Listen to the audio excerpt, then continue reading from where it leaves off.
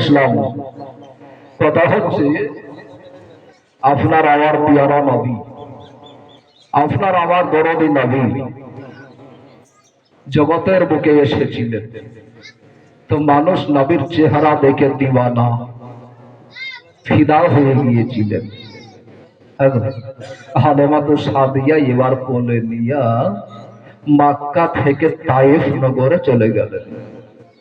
তায়েফে যখন চলে গেলেন, নবীকে নিয়ে গিয়ে যেমনি নিজের বাড়িতে প্রবেশ করলেন, সিরাতে মুস্তাফা একটা কিতাব রয়েছে বাবা, এই কিতাবে আপনার লেখা আছে যে যেমনি হালেমা তো সাদিয়া কোলে করে বাড়িতে প্রবেশ করছেন, তো বাড়িতে যেমনি প্রবেশ করা চতুর্দিকে তাকিয়ে দেখছেন একেবারেই যেন অন্য দিনকার তুলনায় আজকে অতি সুন্দর লাগছে, দেখতে খুব সুন্দর লাগছে।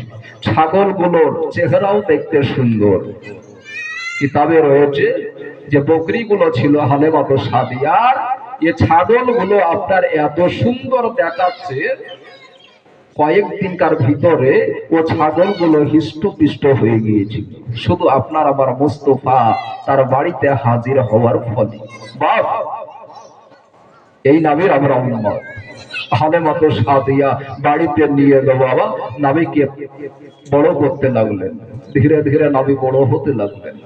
আপনাদের জানা ইতিহাস, নবী আবার বড় হয়ে গেলেন। 4.5 বছর বয়স, 4.5 বছর বয়স। মাঝে অনেক ইতিহাস আছে বাবা, অনেক ইতিহাস আছে। সব ইতিহাস যদি বলতে যাই বাবা, তাহলে কিন্তু আপনার সময়ের প্রয়োজন। শুনেন, আপনার আমার নবী ধীরে ধীরে বড় হতে লাগলেন হালেমা তো সাদিয়ার বাড়ি। হঠাৎ করে হালেমা তো সাদিয়ার নিজের বেটা, যার নাম হলো আব্দুল্লাহ, এই আব্দুল্লাহ বাপ সারাদিন ছাগল চড়াই আর রাতের বেলায় বাড়িতে আসে। আপনার আমার পিয়ারা মুস্তাফাকে পেয়ে রাতের বেলায় একই বিছানায় গলা ধরে শুয়ে থাকে। আর কি বলে, বলে ভাই মোহাম্মদ, তুমি জানো আমি প্রতিদিন ছাগল চড়াতে যাই। আপনার আমার নবী বলছেন, ভাই এই জন্যই কি তোমাকে দেখতে পাই না? বলে হ্যাঁ, আমরা গরিব মানুষ, সেই জন্য বসে থাকলে তো চলবে না, যার কারণে ছাগলগুলো বকরিগুলো ওই পাহাড়ে পর্বতে আমি চড়ে বেড়াই, আর রাতের বেলায় তোমার সাথে দেখা হয়। ভাই মোস্তফা বলছেন, কি বলছেন? ভাই আপনি একা একা বকরি চড়াতে যাবেন আর আমি বাড়িতে বসে থাকবো, এটা কেমন হয়? কাল থেকে আমাকেও নিয়ে যাওয়া, আমাকে কাল থেকে নিয়ে যাবো, আমিও তোমার সঙ্গে যাব, আমিও তোমার সাথে ছাগলগুলো চড়ে বেড়াবো। আব্দুল্লাহ বলছেন, মোহাম্মদ মুস্তাফা যাবা যখন, তাহলে মার কাছে পারমিশন নিতে হবে। আপনার আমার মুস্তাফা সাল্লাল্লাহু তাআলা আলাইহি ওয়াসাল্লাম বলছেন, ভাই পারমিশন না নিয়ে কি আর যাওয়া যায়? অবশ্যই পারমিশন নিব, তারপরে যাব। আব্দুল্লাহ বলছেন, ঠিক আছে সকাল হতে দাও। সকাল হয়ে গেল। আব্দুল্লাহ মা হালেমা তো সাদিয়ার কাছে গেলেন, সামনে দাঁড়িয়ে গেলেন। হালেমা তো সাদিয়া বলছেন, বেটা কি খবর, কি খবর বলবা বলো। আব্দুল্লাহ বলছেন, মা খবর এটাই যে আমাদের মুস্তাফা সাল্লাল্লাহু আলাইহি ওয়াসাল্লামকে সাথে করে নিয়া আমরা ছাগল চড়াতে যাব। মা হালেমা তো সাদিয়া বলেছিলেন, বেটা নেওয়া যাওয়া হবে না, নিয়ে গেলে জঙ্গলের হিংসুক পশু আছে, হামলা করতে পারেন, আমার বেটাকে তারা খেয়ে ফেলতে পারে। বেটা নিয়ে যাওয়া চলবে না, নিয়ে যাওয়া হবে না, নিয়ে যেও না। বাই চান্স বলা যায় না ওই জঙ্গলে বাঘ ভাল্লুক রয়েছে, তারা যদি খেয়ে ফেলে আমি মক্কার বুকে হবে নাকি মুখ দেখাতে পারবো না, আমি তাকে কি বলে বোঝাবো, আমি ভাষায় বোঝাতে পারবো না, তাই নিয়ে যেও না। কিন্তু না নিয়ে গিয়ে ছাড়বে না। আপনার আমার নাবি বলেছেন ভাই আমিও যাব, না গিয়ে থাকবে? আপনার আমার নামে হালবাত সাথে আর সামনে চলে আসলেন বাবা। আসার পরে নাবি আমার বলছেন মা গো, আমি তো বড় হয়ে গিয়েছি গো মা, ওই জঙ্গলের কেন ভয় হবে, চিন্তা নাই, একবারে যাজক দেন মা, একবার অর্ডার দেন, আমি আব্দুল্লাহ ভাইয়ের সাথে যাব, ওই মরু ময়দানে ছাগল গুলো আমরা চড়ে নিয়ে বেড়াবো, তাদের একটু ভালো লাগবে মা, সময়টা পাশ হবে গো মা। একটু দাও, নিয়ে যাই, দাও না একটু নিয়ে যাই। নবী মুস্তাফা বললেন, আর হালেমা তো সাদিয়া না করতে পারলেন না। আব্দুল্লাহকে বলছে বেটা শোন, নিয়ে যাবি ঠিক, কিন্তু কি করবি? গজলটা বললাম না এক্ষুনি, আর একবার একটা ছন্দ বলে দি। তোরা মুস্তাফাকে দেনা মাগো,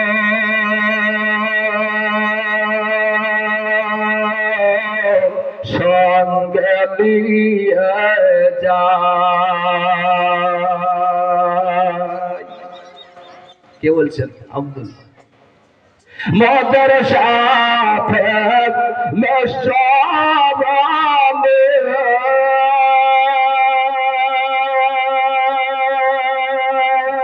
ওই জঙ্গলে ভয় নাই, তোর মুস্তাফাকে দেনা মাগো, আজ সঙ্গে নিয়ে যায়।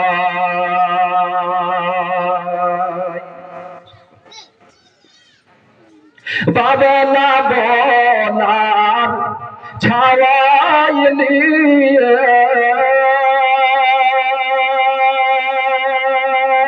পশু সবাই ফিরে, আর খোরমা পাতার কাজ বনায়া পরে আদি বসিরে। আব্দুল্লাহ বলছেন মা, আমরা ওই খোরমা খাজুর পাতাগুলো ছিঁড়ে ছিঁড়ে একটা তাজ বানাবো, টুপি বানাবো, বোনাই আমাদের মুস্তাফা সাল্লাল্লাহু আলাইহি ওয়াসাল্লামের মাথায় পরিয়ে দেবো, দাও না। হালেমা তো সাদিয়া বলছে, এত করে যখন বলছিস আর না করতে পারলাম না, যা নিয়ে যা, তবে দেখবেন ভালো করে করবি। বলে ঠিক আছে, সাথে নিয়ে চলে গেল। চলে গেল বাবা আপনার আমার মুহাম্মদ সাল্লাল্লাহু তাআলা আলাইহি ওয়াসাল্লাম আব্দুল্লাহর সাথে করে চলে গেলেন। আপনার মরুভূমির ওপরে ছাগলগুলো আপনার চড়তে শুরু করে দিল। ওইদিকে আব্দুল্লাহ দাঁড়িয়ে গেল, এইদিকে বলা হলো মোহাম্মদ, ও মুস্তাফা ভাই আমার, ওই দেখো একটা পাথর দেখা যায়, ওই পাথরের উপরে তুমি সুন্দর করে বসে থাকো, তোমাকে ছাগল চড়াতে হবে না, তোমাকে দৌড়াদৌড়ি করতে হবে না, তুমি যদি দৌড়াদৌড়ি করতে যে পড়ে যাও রে ভাই, আমি মায়ের কাছে জবাব দিতে পারবো না। ভাই রে, তুমি ওইখানে চুপ করে বসে থাকো। বাবারা, মা বোনেরা, ভালো করে শোনেন, আপনার আমার মুস্তাফা ওই পাথরের উপরে চুপ করে বসে গেলেন,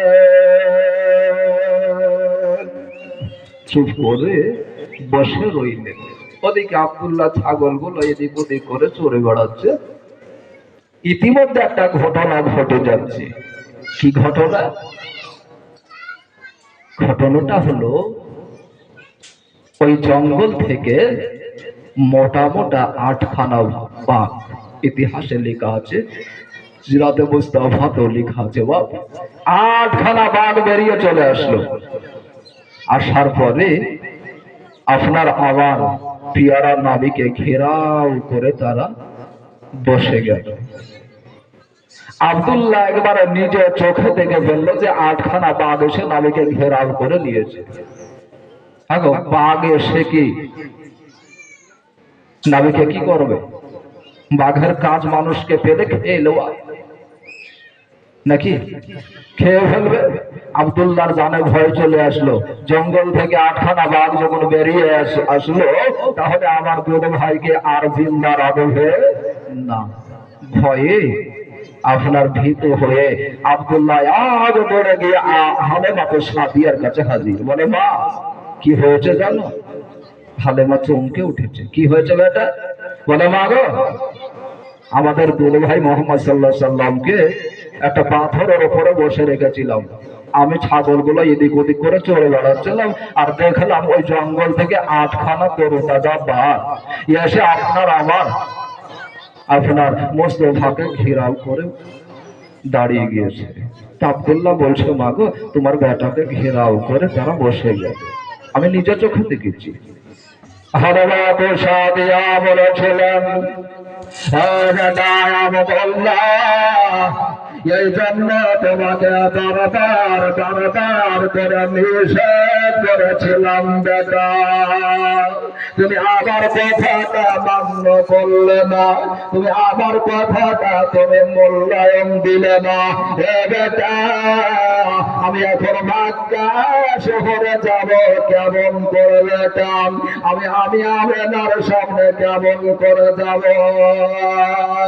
এই বলেন আর হালেমা তো সাদিয়া ময়দানের দিকে মানুষ আপনার দৌড়তে দৌড়তে এসে যে জায়গা করে আপনার আমার দয়ার নবী মুস্তাফা সাল্লাল্লাহু তাআলা আলাইহি ওয়াসাল্লাম যে পাথরের উপরে বসে রয়েছিলেন, বাপ ওখান করে আমার হালেমা তো সাদিয়া হাজির।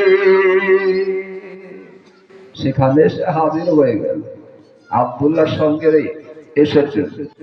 কিন্তু আসার পরে কি দেখছেন সেই পাথরের ওপরে আপনার আমার পিয়ারা নবী বসে আছে। আব্দুল্লাহর কানটা ধরে বলছে, আরে তুই আমাকে মিথ্যা কথা বললি? বলে, মা আমি মিথ্যা বলিনি গো মা, তুমি একবার আমার দুই ভাইকে মুস্তফাকে একবার জিজ্ঞাসা করো, একবার তুমি জিজ্ঞাসা করে দেখো যে সঠিক তথ্যটা পেয়ে যাও। হালেমা তো সাদিয়া বলছে, ঠিক আছে মোহাম্মদ বেটা, তোমার ভাই যেটা বললো এটাকে সত্য ঘটনা? বলে, হ্যাঁ মা সত্য। তাহলে সে বাঘগুলো কোথায় গেল? আপনার আবার পিয়ারা নবী বলেছিলেন, আম্মা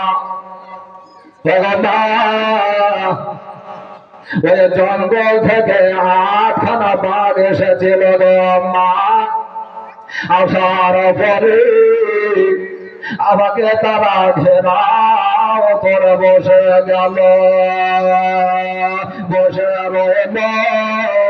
তারা যেন আমার চেহারার দিকে ফেল ফেল করে তাকালো, মা তাকানোর পরে কিছুক্ষণ পরে তারা আমার কদমে চুমা দে লাইন দিয়ে তারা জঙ্গলে চলে গেল।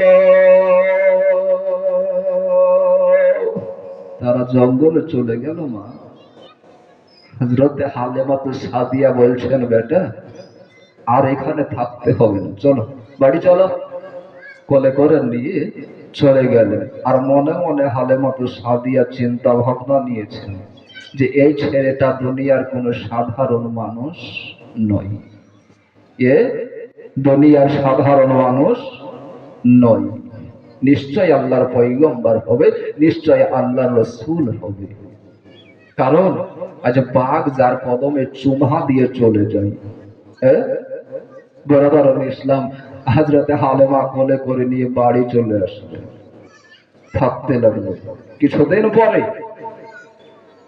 হযরতে হালেমা তো সাদিয়ার আন্ডারে নবী মুস্তাফা থাকতে লাগলেন। ওইদিকে বাঘেরা আবার জঙ্গলে মিটিং লাগাচ্ছি। কি মিটিং? এদিকে নবী মুস্তাফার তো ছাগল চড়াতে যায় না।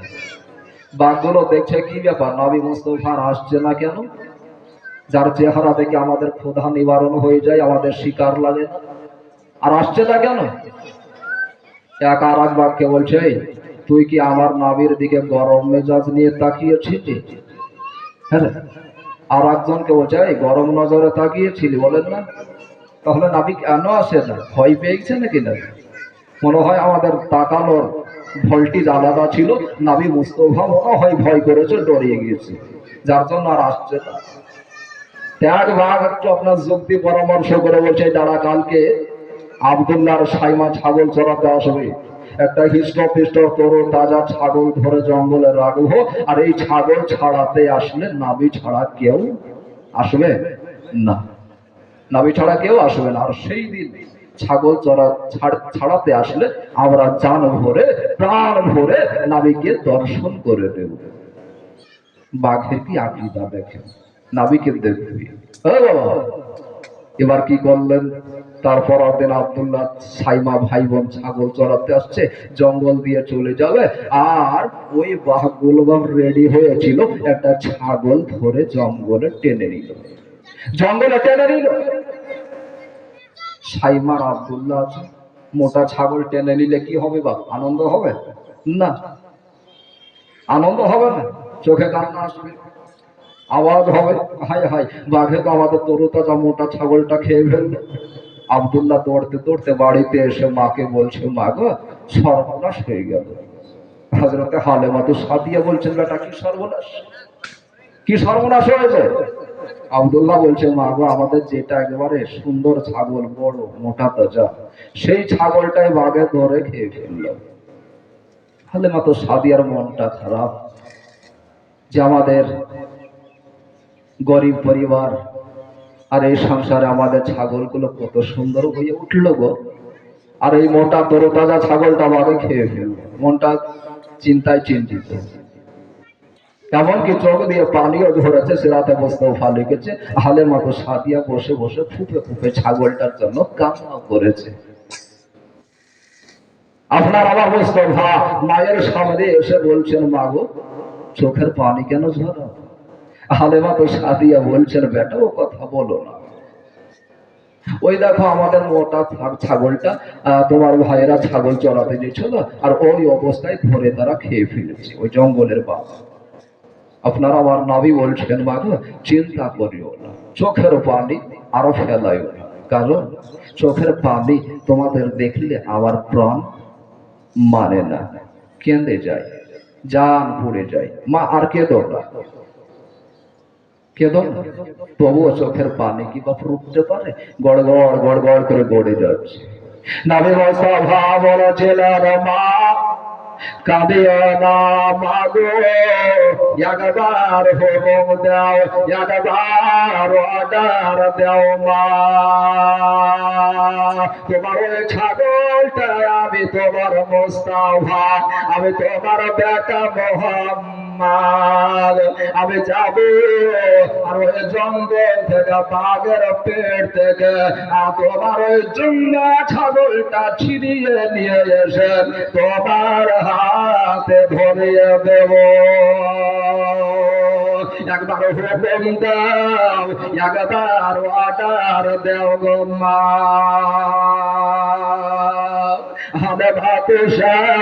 বলেছিলেন, বেটা, আমার ছাগল বেঁচে যাক, তোমাকে আমি যেতে দেব না। বাই চান্স বলা যায় না বেটা, ওই বাঘেরা তোমাকে যদি ধরে জঙ্গলে টেনে নেয়, সর্বনাশ হয়ে যাবে বেটা, তোমাকে আমি যেতে দেব না, যেতে হবে না। আমার মুস্তাফা বারবার বারবার করে রিকোয়েস্ট করে বলেছিলেন, মা কোনো চিন্তা নাই, একবার হুকুম দেও মা, যেভাবে হোক যে প্রকারে হোক তোমার হয়ে চিন্তা ছাগল হাজির করে দেব।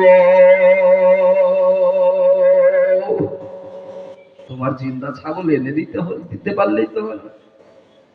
হালেমা তো সাদিয়া দেখছে, একবার দেখি, এত করে যখন বেটা বলছে যাও, নবী আমার টুকটুক করে বাড়ি থেকে বেরিয়ে চলে গেল। রসুলের শরীর থেকে বা হাদিস শরীফ আপনারা হয়তো শুনেছেন কিনা, পড়েন, শুনেছেন হয়তো, রসুল যে রাস্তা দিয়ে যেতেন সে রাস্তা দিয়ে বাপ এত সুন্দর খুশবু বেরাতো, সে রাস্তা দিয়ে যেই যেত বুঝতে পারতো যে এই রাস্তা দিয়ে রসুল চলে গিয়েছে। জোরে বলুন সুবহানাল্লাহ। তো রসুল আমার যেমনি জঙ্গলের পাশে যাওয়া, জঙ্গল থেকে আপনার বাঘগুলো লাইন দিয়ে বেরিয়ে চলে আসলো। নবী আমার বলছে, এবার জলদি বল, আমাদের ওই ছাগলটা কেন তোরা ধরে খেয়েছিস? বাঘ বলছেন, হুজুর বেয়াদবি মাফ করবে, ওই ছাগলটা আমরা খাইনি, বেঁধে রেখেছি। বলে কেন এ সর্বনাশ কেন করলি? বলে হুজুর আগে বলেন, আমাদের ওই যে তাকানোতে আপনি কি ভয় পেয়েছিলেন? বলেন না। তাহলে আসলেন না কেন? আপনাকে দেখার জন্য আমাদের মন ছটফট করে, সেই জন্য তো আপনার ছাগল বেঁধে দিলে হয়তো আপনি ছাড়ার কে আসবে, আপনি আসবেন, জানো ভরে আপনাকে একটু দর্শন করব, তাই ছাগলটা বেঁধে রেখেছি, হুজুর বেয়াদবি মাফ করে দেবেন। ছাগলটা একজনকে দিয়ে নিয়ে আসানো বা জঙ্গল থেকে একটি বাঘ যে ছাগলটা নিয়েছেন নবীর হাতে ধরিয়ে দিলেন। জোরে বলেন সুবহানাল্লাহ। ছাগলটা ধরিয়ে দিলেন, নবী আমার ছাগল নিয়ে তাদের দর্শন দিয়ে এবার বাড়ির দিকে চলে আসলেন। হালেমা তো সাদিয়া গেটে কিন্তু বাপ অপেক্ষা করছে, কার? নবী মুস্তাফার অপেক্ষা করছে যে আমার বেটা ছাগল আনতে গিয়েছে বাঘের মুখ থেকে, একবার দেখি পারে কিনা। দরজায় দণ্ডায়মান নবীর অপেক্ষা করে, আমার নবী বলেছে, আমার বেটা মুস্তাফা বলেছে এ বাঘের মুখ থেকে ছাগল নিয়ে আসবে, দেখে আনতে পারে কিনা, ছাগল আনতে পারে কিনা দেখি। এনে আপনি হামেমা তো সাদিয়া দরজায় দাঁড়িয়ে রয়েছে। বাবা আপনার আমার নবী মুস্তাফা জঙ্গল থেকে বাঘের মুখ থেকে ছাগল টানিয়ে আস্তে আস্তে করে বাড়ির দরজায় পৌঁছে গেলেন। হামেমা তো সাদিয়ার হাতে ছাগলটা ধরিয়ে দিলে। ছাগল যেমনি ধরিয়ে দেওয়া, হালেমা তো অবাক, একেবারে অবাক। কি করে সম্ভব হয় যে ছাগলটাকে বাঘ ধরে জঙ্গলে নিয়ে চলে গিয়েছে, ও তো জিন্দা রাখার কথা নয়। আর সেই ছাগল আমার বেটা এইটুকু 4.5 বছর বয়সে ও ছাগলটা আবার ছাড় করে আমার বাড়ির দরজায় লাগিয়ে দিয়েছে। এ তো সাধারণ মানুষ নয়। আরো হালেমা তো সাদিয়ার মনে প্রাণে বিশ্বাস চলে আসলো যে এ সাধারণ মানুষ নয়, এ আল্লাহর পয়গম্বর হবে, আল্লাহ রসুল হবে, আল্লাহ নবী হবে। কিন্তু ভয় চলে আসে বারবার বারবার করে এই ঘটনা থাকতে লাগলো। কিছুদিন পরে আব্দুল্লাহ বলছে, মাগো আর তো চিন্তা নাই। কেন? তো যে ভাই আমার বাঘের মুখ থেকে ছাগল নিয়ে আসতে পারে, আর কি বাঘ তাকে খেতে পারে? এবার আর চিন্তা নাই, ভাইকে সঙ্গে করে নিয়ে আমরা মরুময়দানে যাবো, ছাগল চড়াবো, বকরি চড়াবো, মনের আনন্দে খুব ভালো লাগবে, মজা লাগবে, আর চিন্তা নাই, এবার আমরা ভাইকে নিয়ে ছাগল চড়াতে চলে যাব। বলে ঠিক আছে যা। তারপর দিন থেকে আবার চালু হয়ে গেল, নিয়ে চলে গেল। নিয়ে যাওয়ার পরে সেই দিনকার মতো ছাগলগুলো বা ছেড়ে দিয়েছে, ছাগলগুলো চড়ে বেড়াচ্ছে, আর ওইদিকে আব্দুল্লাহ ছাগলগুলো ঘোরবার জন্য একদিকে দাঁড়িয়ে, একদিকে সাইমা আর নাবি আমার এক জায়গায় বসে রয়েছে। এরা কিন্তু ফলো করেছে নাবির দিকে, আর তাকিয়ে দেখছে বাপ একবারে সাদা সাদা জুব্বা পরে 2 জন ফারিস্তা এরা তো আর বুঝতে পারছে না কারা, এরা মানুষ মনে করেছে। দুইজন ব্যক্তি এসে নাবিকে বাপ কোলে তুলে নিল। কোলে তুলে নেওয়ার পরে এক দৌড়ে গিয়ে পাহাড়ে উঠে গেল। আব্দুল্লাহ বলছে, ব্যাপার কি? সাদা সাদা পোশাক পরিণত অবস্থায় আমাদের দুধ ভাই মোহাম্মদ সাল্লাল্লাহু আলাইহি সাল্লামকে কোলে করে নিয়ে পাহাড়ে চলে গেল কেন? কেন গেল?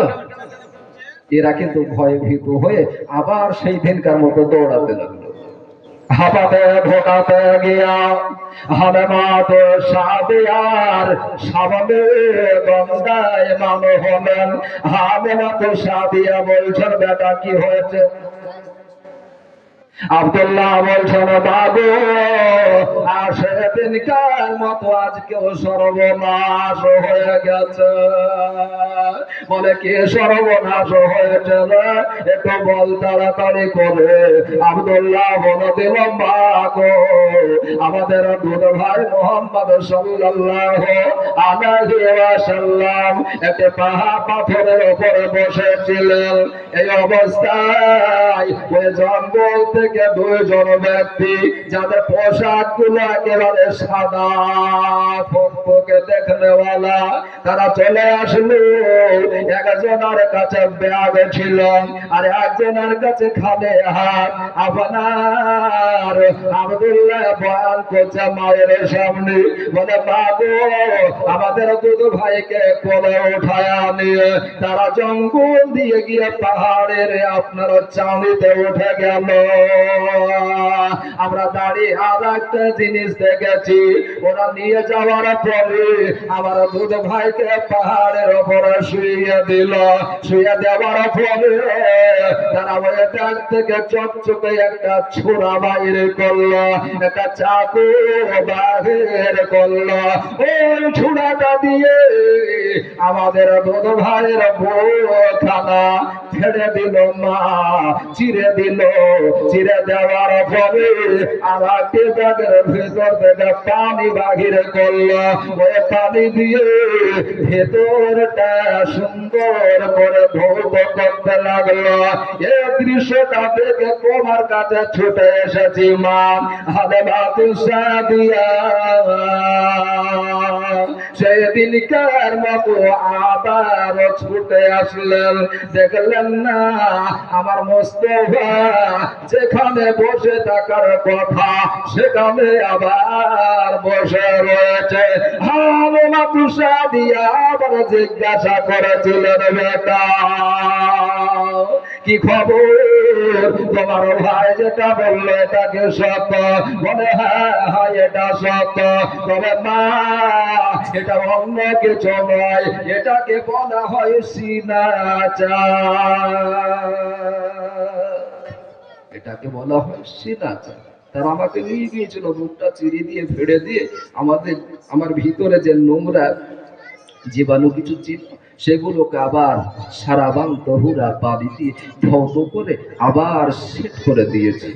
যা বুঝতে পারবে না মা, এটাকে সিনাচাক। নাবির বাপ 4 বার সিনাচাক হয়েছিল।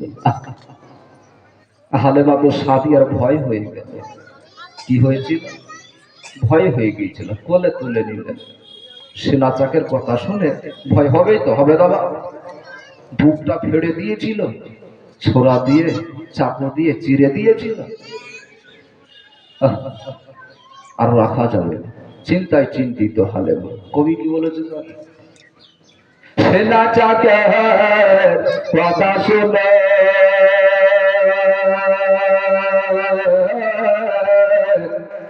দায়া হালিমা এলেন ছুটে ব্যাকুল মনে। সিনাচাকের কথা শুনে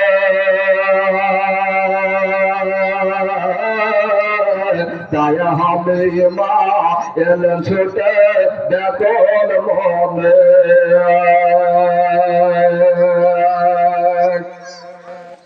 ছুটে চলে আসলেন, একবার মন খারাপ করে কি করলেন? এসে কোলে তুলে নিলেন। বেটা আর এখানে থাকতে হবে না, চললো বাড়ি চলো। বাড়িতে চলে আসলেন।